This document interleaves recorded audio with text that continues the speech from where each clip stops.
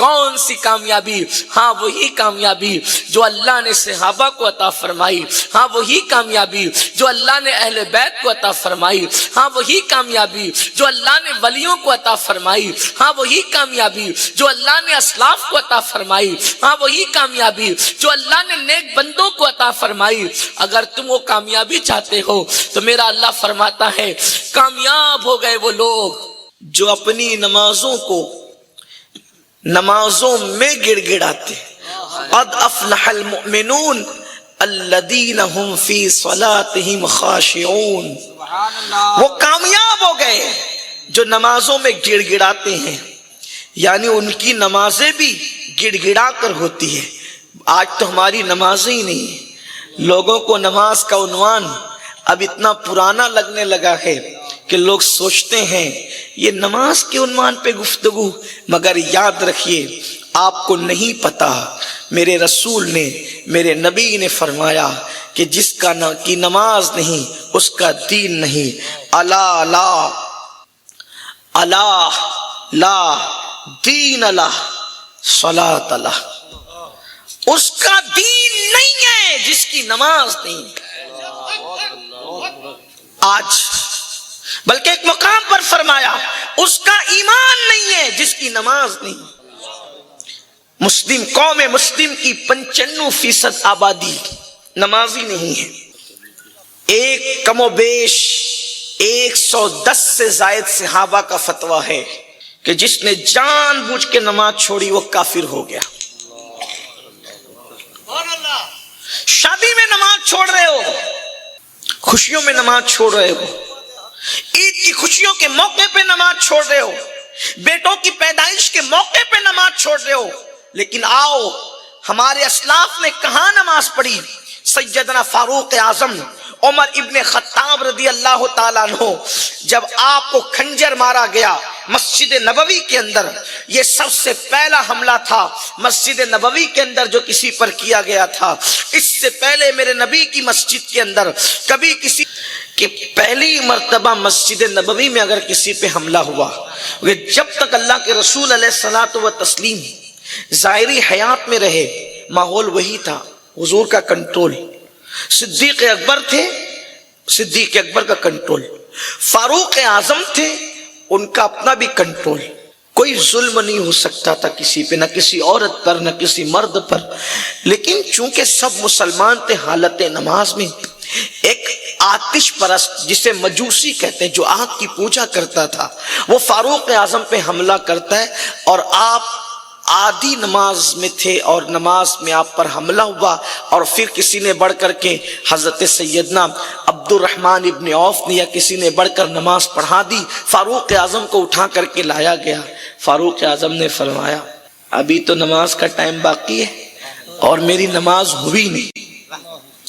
نماز میں تھے، حملہ ہوا، زخموں سے خون بہ رہا ہے اور اتنا زخم ہے کہ اب بچنے کی امید نہیں ہے، لیکن فاروق اعظم کہتے ہیں ابھی نماز کا وقت ہے، ابھی وہ مرہم پٹی کرانے کی فکر نہیں، ابھی خون بند کرانے کی فکر نہیں، ابھی زخموں کی فکر نہیں، فکر کس کی ہے؟ نماز کی فکر ہے۔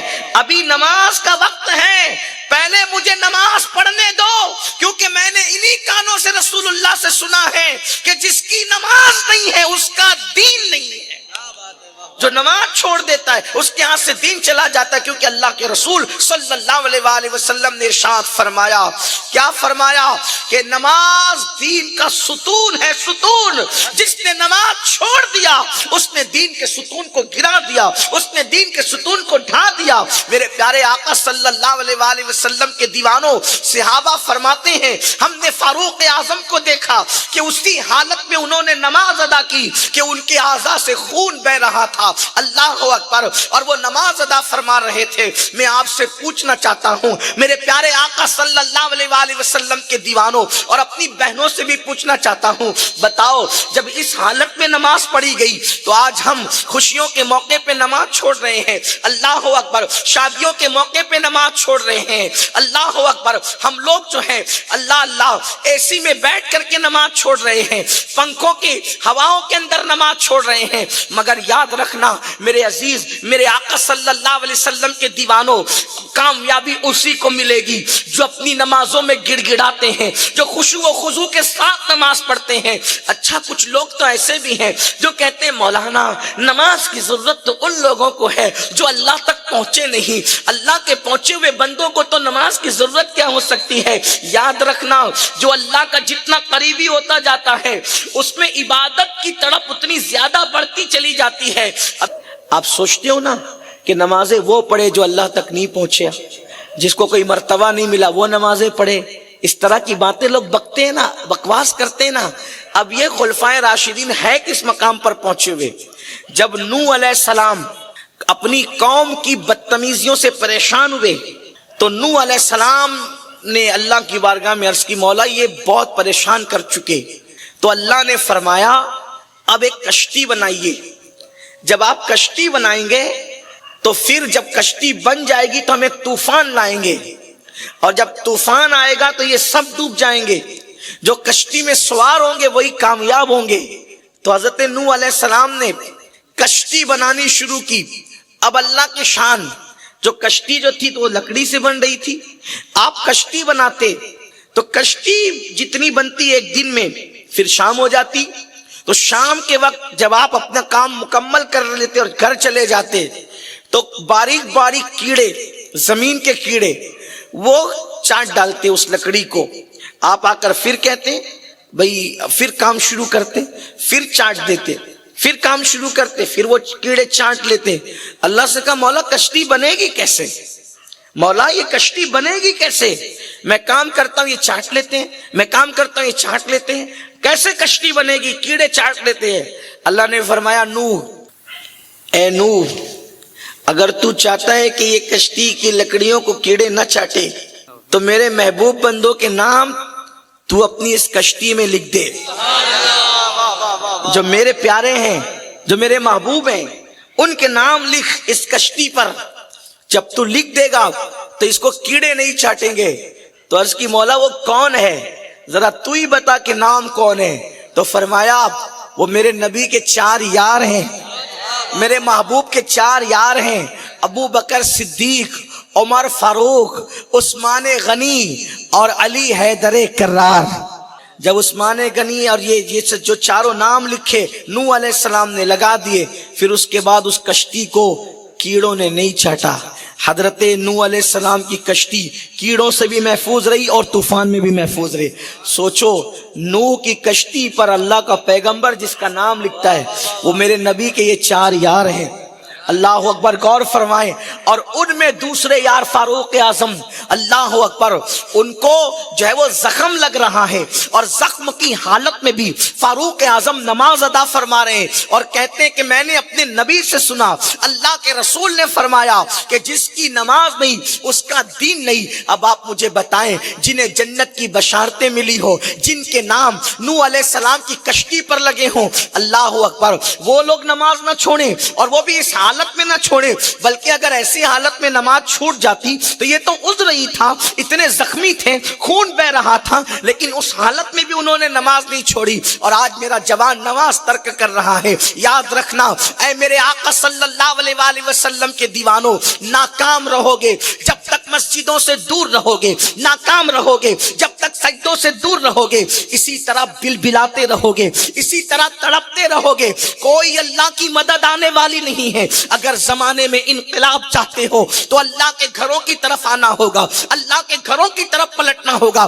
جانتے ہو، آؤ میں ایک حدیث پاک پڑھوں اور اپنی گفتگو اس پر مکمل کروں۔ میرے آقا صلی اللہ علیہ وآلہ وسلم کے دیوانوں، اللہ کے حبیب غیب دا نبی صلی اللہ علیہ وآلہ وسلم ارشاد فرماتے ہیں جو نماز چھوڑ دیتا ہے اس کے لیے بلائیں ہیں، دنیا میں چند بلائیں، مرتے وقت چند بلائیں، قبر میں چند بلائیں، قیامت کے دن کی چند بلائیں، وہ بلاؤں میں گرفتار ہوگا۔ یعنی نماز چھوڑنے والا دنیا میں رہے تو بلاؤں میں، مرے تو بلاؤں میں، قبر میں جائیں تو بلاؤں میں، قیامت کے دن اٹھے تو بلاؤں میں۔ اللہ اکبر، یہی وجہ تو تھی کہ اللہ اکبر آپ आप जिस भी नेक बंदे को देखें वो आपको नमाज का पाबंद मिलेगा।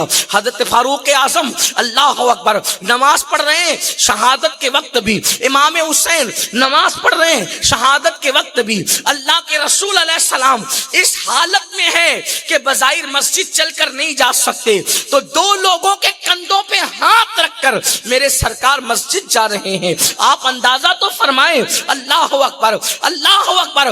बल्कि मौलाए कायनात शेर खुदा अली ये मुर्तजा फरमाते हैं, अगर अल्लाह क़यामत में मुझे इख्तियार देगा कि मैं नमाज पढ़ूं या जन्नत में जाऊं, तो मैं जन्नत में जाने पर नमाज को तरजीह दूंगा, नमाज पढ़ूंगा। नमाज, लोग कहते हैं नमाज में क्या रखा है? मैंने कहा अली से पूछ नमाज में क्या। नमाज के करीब भी मत जाओ जब तुम नशे की हालत में रहो। और आगे कहा गया उस वक्त तक जब तक के जो कह रहे हो समझने न लगो। जो कह रहे हो, तवज्जो मेरी बात पे ध्यान देना, जो कह रहे हो जब तक समझने न लगा उस वक्त तक नमाज के करीब नहीं आना। खुसूसियत के साथ ये बात नशे के लिए बयान की गई, और नशे से मुराद हम लेते हैं शराब का नशा। इसका पस मंजर यही है कि जब तुम नशे की हालत में रहो तो नमाज के करीब नहीं आना। लेकिन सूफिया बहुत ऊंची बात करते हैं, अगर बंदा शराब के नशे में है तो कहा जा रहा है कि करीब मत आना नमाज के। कब तक? जब तक जो बोल रहा है तो वो समझने न लगे। तो उस शराब के नशे वालों को सिर्फ थोड़ी रोका गया है, जिनको पैसे का नशा है उनको भी रोका गया, जिनको दुकान का नशा है उनको भी रोका गया, जिनको औलाद का नशा है उनको भी रोका गया, जिनको कारोबार का नशा है उनको भी रोका गया। हर नशे वाले को रोक दिया गया नमाज के करीब ना आना। कब तक? जब तक तू जो बोल रहा है वो समझने न लगे। अरे 50 बार का अल्लाह अकबर कभी समझा भी कि क्या बोल रहा है?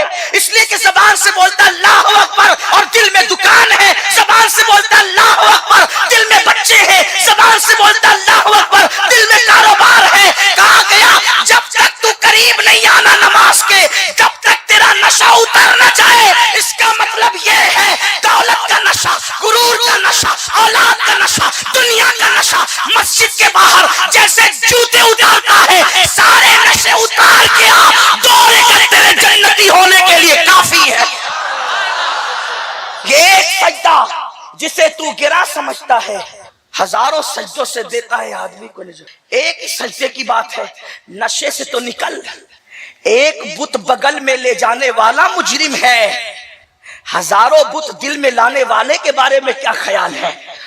ये जब तक के मैं का बुत मस्जिद के बाहर पास पास नहीं करोगे उस वक्त तक तुम्हारी नमाज तुम्हें फायदा नहीं देगी। और सिर्फ गर्दन झुकाना खुशू नहीं है।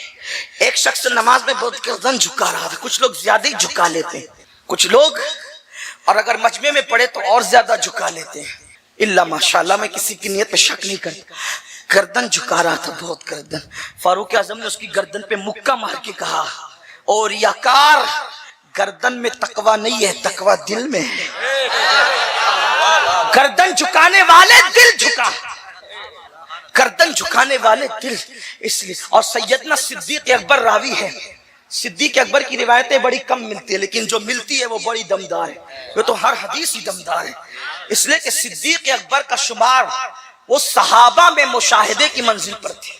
सिद्दीक अकबर सहाबा में मंजिल मुशाहिदा पर थे। और सूफिया अल्लाह वाले जानते हैं कि ये मंजिल मुशाहिदा क्या होती है। जो औलिया में मुशाहिदे की मंजिल पर पहुंचे उसका अंदाजा कोई नहीं कर सकता। जो सहाबा में मुशाहिदे की मंजिल पर उसकी क्या शान होगी। मेरा उन्वान सैयदना सिद्दीक अकबर नहीं है, लेकिन अगर होता तो मैं आपको बताता कि अबू बकर सिद्दीक का मर्तबा मुशाहिदा तो यह कि वो आज भी मुशाहिदे में है। सिद्दीक अकबर तो आज भी मुशाहिदे में है। तो अर्ज कर रहा था, सिद्दीक अकबर रज़ी अल्लाह ताला फरमाते, इरशाद फरमाते कि मुनाफिकीन के खुशू से बचो, मुनाफिकीन के खुशू से बचो। पूछा गया कि ये मुनाफिकों का खुशू क्या है, नहीं मुनाफिकीन का खुशू क्या है। तो सिद्दीक अकबर फरमाते हैं मुनाफिकीन का खुशू ये है कि जिस्म पर तो खुशू तारी है नमाज में, लेकिन अंदर दिल में खुशू नहीं है। ये मुनाफिकीन का खुशू है। और मोमिनीन का खुशू ये है कि दिल भी खुदा से लरज रहा है और बदन भी खुदा के खौफ से लरज रहा है। ये मोमिनीन का खुशू है। और ऐसी नमाजें अल्लाह के कुर्ब तक पहुंचाती है। इसलिए आज लोग, बहुत सारे लोग शिकायत करते हैं कि सैयद साहब मेरी नमाज में वसवसे बहुत आते हैं, जहन एक तरफ नहीं रहता। आसान तरीका बताता हूं, अल्लाह अकबर से लेकर अस्सलामु अलैकुम व रहमतुल्लाह तक पूरी नमाज का तर्जुमा याद कर लो। यानी जो नमाज में कह रहे हो उसको समझने की कोशिश करो कि कहते क्या हो। अल्लाह अकबर का मतलब है अल्लाह सबसे बड़ा है। इस तरह पूरी नमाज याद कर लो, तो जब तुम नमाज का तर्जुमा याद कर लोगे तो अरबी में पढ़ोगे तो उर्दू दिमाग में घूमता रहेगा, और जब दिमाग में घूमता रहेगा तो उतना आपके दिल के अंदर खुशू पैदा होती रहेगी। और फिर मेरे आका अलैहिस्सलाम ने फरमाया, बुखारी शरीफ की हदीस है, मुसलमानों जब कोई मोमिन नमाज पढ़ता है तो वो कितने बुलंद मर्तबे पर फाइज हो जाता है। अफसोस लोगों को कोई वकील बुलाए, डॉक्टर बुलाए, इंजीनियर बुलाए, वजीर बुलाए, अमीर बुलाए तो लोग कहते हैं फलां ने बुलाया, फलां ने बुलाया, फलां ने बुलाया, अपने पास बिठाया, मुझसे बातें की। बुखारी शरीफ की हदीस है, अल्लाह के रसूल सल्लल्लाहु अलैहि वसल्लम फरमाते हैं, जब तुम नमाज में रहते हो तो काबे और तुम्हारे दरमियान तुम्हारा खुदा रहता है। हुजूर फरमाते हैं काबे और तुम्हारे दरमियान वो अल्लाह जो जहद से पाक है, वो अल्लाह जो समत से पाक है, वो अल्लाह जो आने जाने से पाक है, वो अल्लाह जो ज़मान और मकान से पाक है। मेरे नबी ने फरमाया जैसा कि उसकी शान है तुम्हारे और काबे के दरमियान तुम्हारा अल्लाह होता है। इसलिए जो है जब तुम नमाज में खड़े हो तो आसमान की तरफ नजरें मत उठाया करो, नमाज में खड़े हो इधर उधर नजरें मत उठाया करो। अरे क्या ख्याल है, मैं तकरीर कर रहा हूँ, एक तालिबे इल्म हूँ, आपका खादिम हूँ, आपकी जुतियां सीधी करने वाला हूँ। बोलो मैं तकरीर कर रहा हूँ, सारे लोग मेरी तरफ देख रहे हैं, कोई इधर उधर अल्हम्दुलिल्लाह नहीं देख रहा है। लेकिन मुझे हैरत है कि रब हमारे सामने हो और हम इधर देखे उधर देखे। बोलो ये रब की बेअदबी है कि नहीं है? अल्लाह रब्बुल इज्जत आमने सामने और जिहद से पाक है। लेकिन अल्लाह के रसूल ने फरमाया जब तुम नमाज में होते हो तो तुम्हारा खुदा तुम्हारे सामने होता है, काबे और तुम्हारे दरमियान तुम्हारा खुदा होता है। इसलिए सामने मत थूका करो, ऊपर नीचे आगे पीछे मत देखा करो, सजदे की जगह पर अदब से नजरें रखा करो। आका फरमाते जो नमाज में ऊपर देखे अल्लाह उसकी नजरें उचक ले, अल्लाह उसकी नजरें छीन ले। जो नमाज में इधर उधर देखता है नमाज की बरकतों से महरूम कर दिया जाता है। इसलिए नमाज में सजदेगाह पर नजर हो और कम से कम ये तसव्वुर हो कि अल्लाह हमें देख रहा है। कम से कम, ये कम से कम की बात है, कम से कम अल्लाह देख रहा है। और ज्यादा से ज्यादा वो तो आरिफीन जानते, सालिहीन जानते हैं, लेकिन इससे बड़ी मंजिल है अंता अब्दुल्लाह कअन्नका तरा फइन लम तकुन तरा फइन्नहु यराक। ऐसे इबादत कर गोया तू खुदा को देख रहा है। गोया, तवज्जे, ये हुजूर का फरमान है, हदीस सही है, हदीस जिब्रील बुखारी शरीफ में है। क्या?